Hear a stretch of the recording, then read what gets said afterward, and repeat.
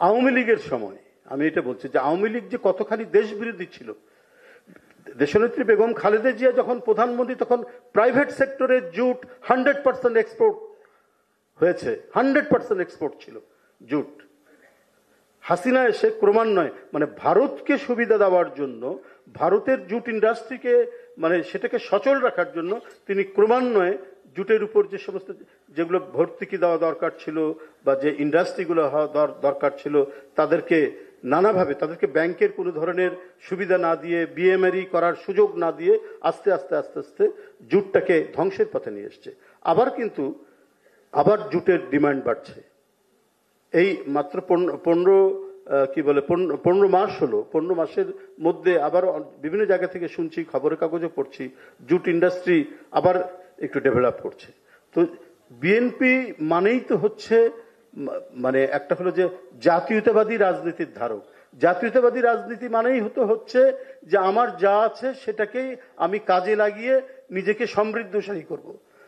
তো আপনি দেখেন যে বলছিল কোন বিএনপির আমলে আপনার শেয়ার মার্কেটের ধস নামেনি, কলাপস হয়নি কোনো বিএনপি আমলে। জিয়াউর রহমান থেকে যদি আমরা শুরু করি ম্যাডামের সেকেন্ড টার্ম পর্যন্ত কখনোই শেয়ার বাজারের ধস নামেনি।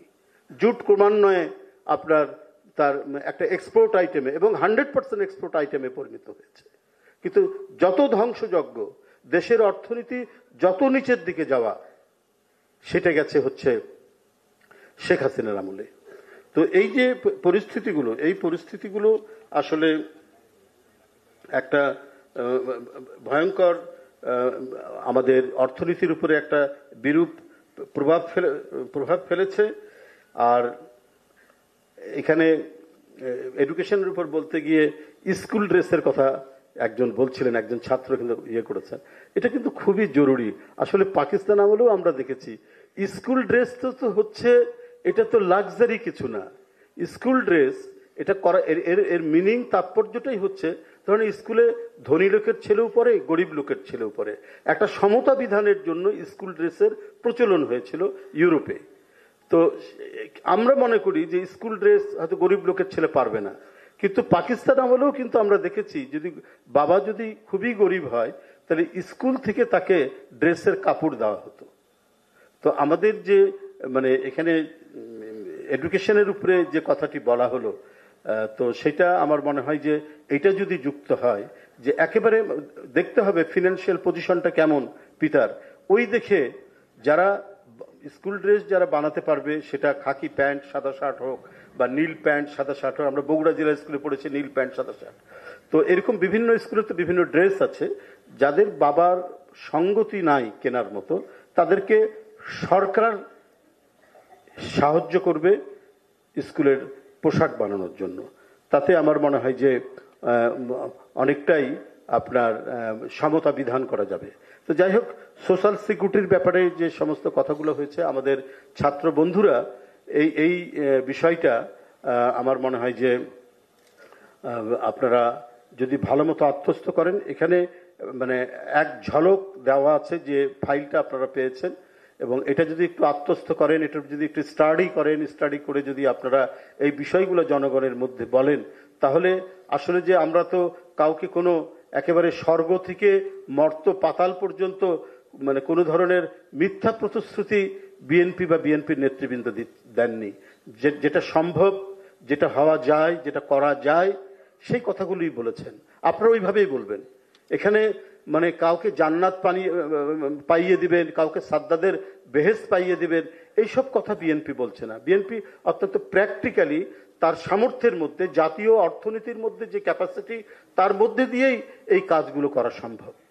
এই সোশ্যাল সিকিউরিটি, নিরাপত্তা, আপনার কি বলে ফার্মার্স কার্ড, ফ্যামিলি কার্ড, এগুলো যে করা সম্ভব, সেটা মানে আপনারা এই জিনিসগুলো খুব সুন্দর করে বুঝিয়ে আপনারা বলবেন। আরেকটা হলো যে আপনারা যে ইয়ের কথা বলেছেন এডুকেশনের ক্ষেত্রে, প্রতিটা মানুষ কিন্তু তার আর্থিক অবস্থার কারণে যে একবারে হায়ার এডুকেশন নেবে তা নয়। টেকনিক্যাল যে এডুকেশনের কথা বলেছেন, সে টেকনিক্যাল যতটুকু দরকার ম্যাট্রিক লেভেলে বা ক্লাস 8-এর লেভেলে টেকনিক্যাল জ্ঞানটা করে হয়তো কিছু করতে পারবে। যে প্লাম্বিং এর কথা বলেছেন, কাঠের কাজটা ঠিক আছে, কিন্তু প্রতিটা মানুষেরই কিন্তু একটা স্বপ্ন থাকে যে সে একটু উচ্চ শিক্ষিত হবে, বড় হবে, সেই স্বপ্নটা যেন আবার ব্যাহত না হয়।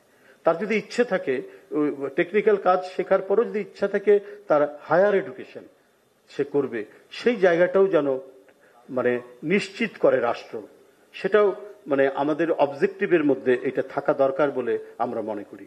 আমি কিছুদিন আগে মার্কিন যুক্তরাষ্ট্রে দেখলাম এক ব্যক্তি রিটায়ার্ড করেছে 60 বছর বয়সে, আমাদের লেভেলে ওদের তো গ্রেড বলে, 12 গ্রেড 10 গ্রেড, 10 গ্রেড পাস করে আর করতে পারেনি, একটা কোথাও ক্লারিক্যাল জব করে।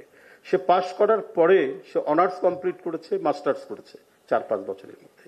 এই যে উচ্চ শিক্ষার জন্য যে আকাঙ্ক্ষা, এটা যাতে বন্ধ না হয়, এবং আবার মেধাবী ছেলে যে হয়তো তার ফিনান্সিয়াল ক্যাপাবিলিটি নেই বলে সে উচ্চশিক্ষা নিতে পারছে না, তো সেই ক্ষেত্রে যে financial loan, financial educational loan, এই এডুকেশনাল লোনের ব্যবস্থাটা করা যায় কিনা, যেটা কিন্তু উন্নত দেশগুলো প্রায় সব দেশেই আছে, সব দেশেই আছে আপনার একাডেমিক লোন।